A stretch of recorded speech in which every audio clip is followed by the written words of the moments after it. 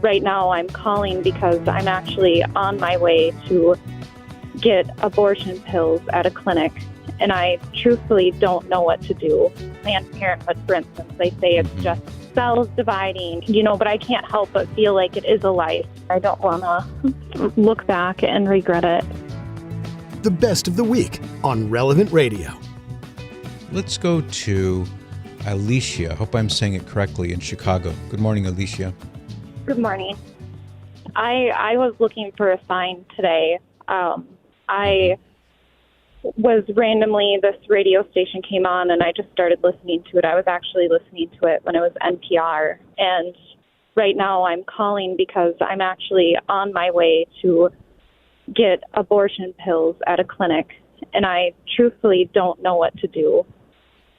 I've just been so nervous and sick, and I have 2 kids at home, and I just don't want to make life any worse on them or more hard on myself or my husband, and I just don't know what to do. I was sort of raised in the Catholic faith, but not very... Not strongly? Right, and both of my parents have passed away, one from cancer and one from suicide. So I don't really have a support system there.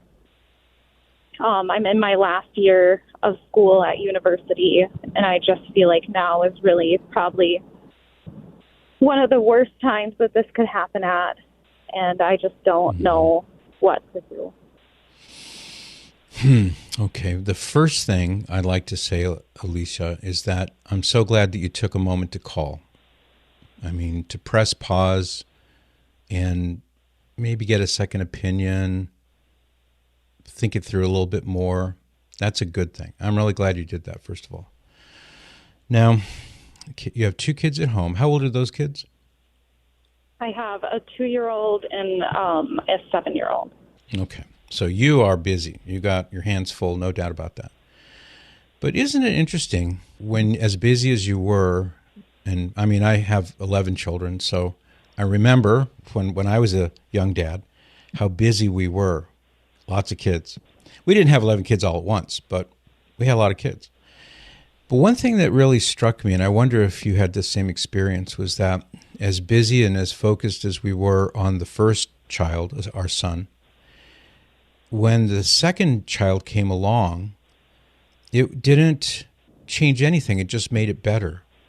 We were about as busy as we had been before. And we had another little beautiful baby to love and get to know. And what I experienced, Alicia, was it's not like you're dividing, let's say you've got a pie and you're now cutting it in half. It's like it multiplies. Your time multiplies, your love multiplies.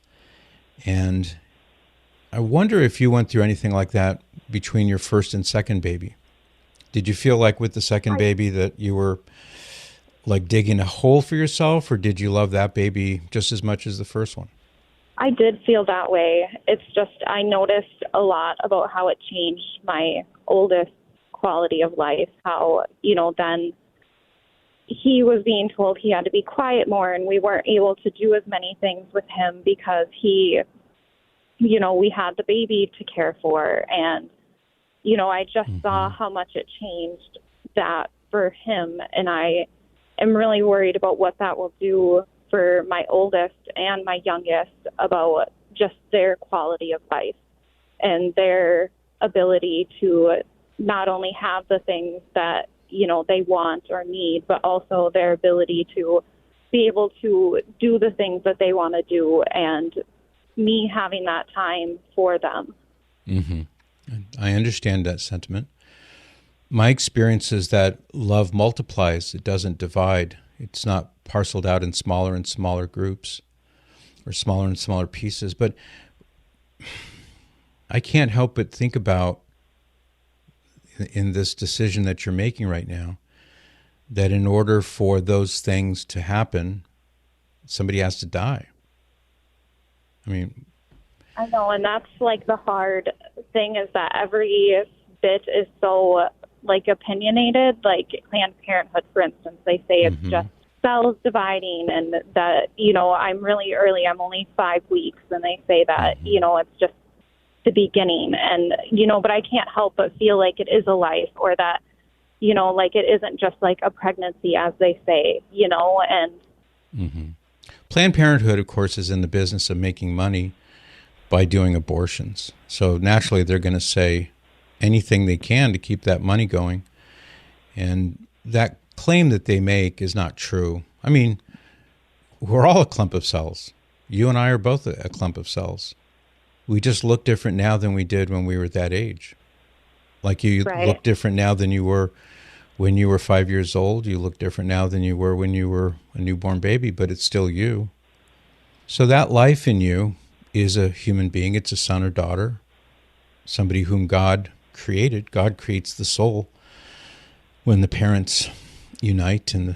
But to come back to that thought for a minute, have you spent time maybe in prayer and thinking about, is it really the right thing to do to kill an innocent person, which is, you know, what abortion does, in order for my other children to have more toys or something else like that? Have you really weighed that decision in your mind? I have, and I have read a lot, and I've prayed a lot, and I kept just asking God for a sign, for something. Yeah. And then, you know, the other half of it is that, like, Jesus died for all of our sins. We're all forgiven, you know, but I just,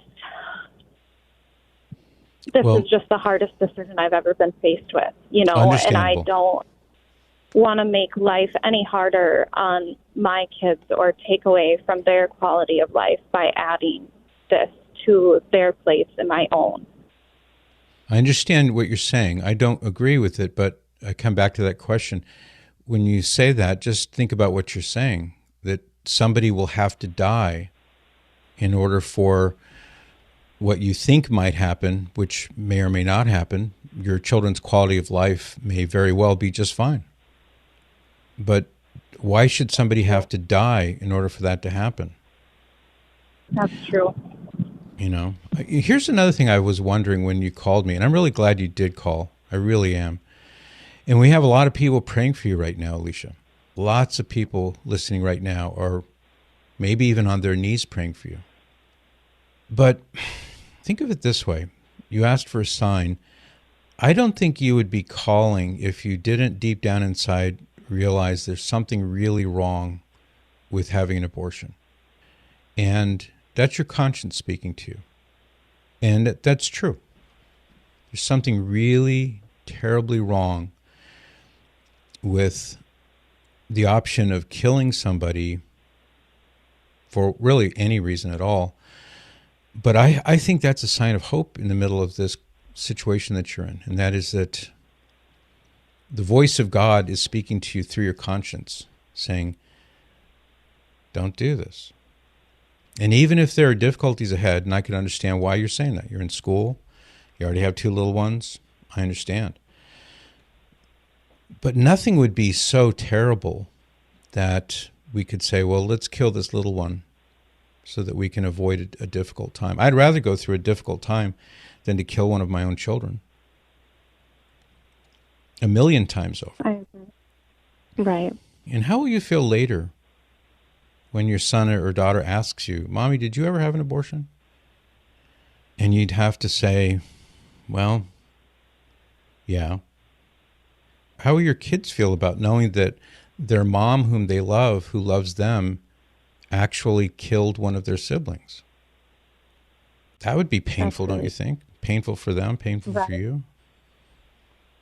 That is really true.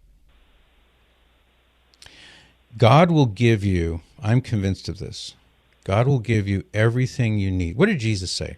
He said, put first the kingdom of heaven, and everything else will be added unto you. And the way I interpret that is, do the right thing, always put Jesus first, always put the truth first, and everything else will fall into place, one way or the other.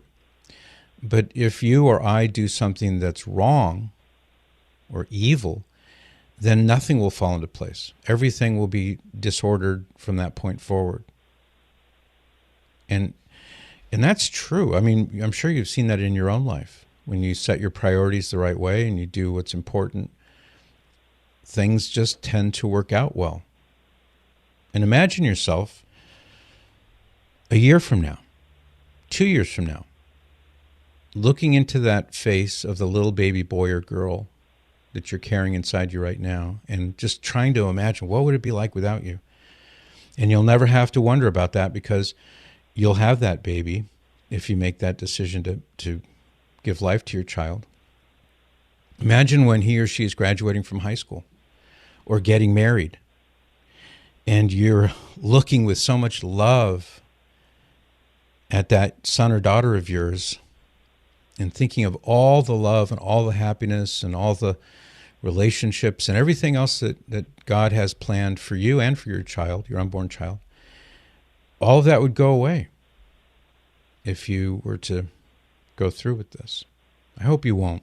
I really hope you won't. I don't think I will. Thank you. I like I said, I was looking for a sign, and I don't know. I was just listening to this NPR radio, and then you came on, and I wasn't expecting that at all, to be honest, because it sounded like the radio had very liberal views to begin with. And I guess I wasn't expecting to find you today. I'd never heard of your radio show or anything before. I'm really glad you did. I'm really glad that God had our paths crossed this way. I mean, I just want to encourage you to keep pressing pause. Don't go through with this. Right. For your sake, I would feel so bad if you were to do this and you'd look back later with regret and pain.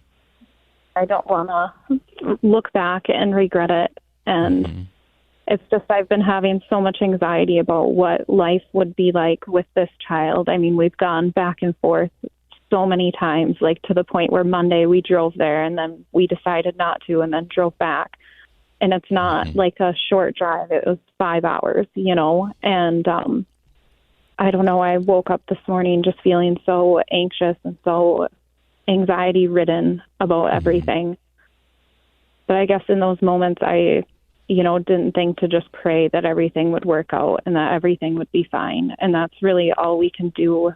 I always remember this quote from when I was little, like faith like a mustard seed. Like if you had faith the size of a mustard seed, that things would be okay. Absolutely correct. I couldn't agree more. And Jesus says, why worry about tomorrow? How in the Gospels he says, look at the sparrows, they fly around, and God makes sure that they have food to eat, or the lilies of the field and how they're so beautiful, but they don't spin, they don't make clothes for themselves, they just have their own natural beauty. And he says, these things God takes care of, but how much more important are you than sparrows? You're far more important, and God loves you, and he wants you to be happy. And look, he's blessed you with new life. Even though it's a difficult situation, there's a blessing here in the middle of all of this. And an abortion would be to just flush that blessing down the toilet. Right. There's a women's center in your general area. It's in Aurora. I don't know how close you are to Aurora. It's a bit west of the city. But I can give you their phone number if you have a pen handy. They can give you some counseling. Yeah, I do. Okay.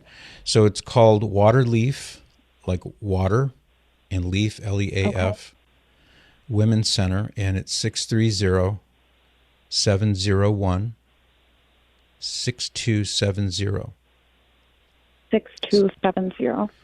Right. I'll repeat it. 630-701-6270. Okay.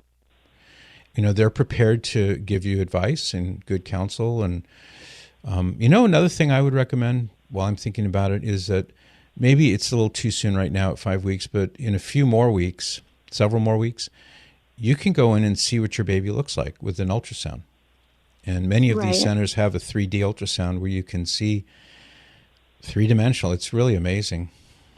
And you'll see that little son or daughter of yours. Wouldn't that be amazing? Right. Yes. No. Thank you so much. I really needed this. Thank you. You're welcome. I promise you, Alicia, I will pray for you starting right now, and I won't stop. And I'm going to ask everybody listening right now to do the same thing. Pray, pray, pray. Thank you so much. I really needed this today. You really changed my heart and changed my mind and gave me what I needed to hear. Thanks be to God. You really did. Thank you. No. If you are so inclined, Alicia, and you want to get back in touch down the road, maybe even send me a picture of your beautiful baby boy or girl when the time comes, I would be so grateful. No, absolutely. I'll definitely do that. I'll find your email and do that. You got it. Well, if you stay on the line, young Thomas will pick up and he'll give you my personal email. Feel free to use it anytime. Okay. God bless you. God bless you. Bye-bye. Like what you just heard? Share it with your family and friends. And thanks for listening.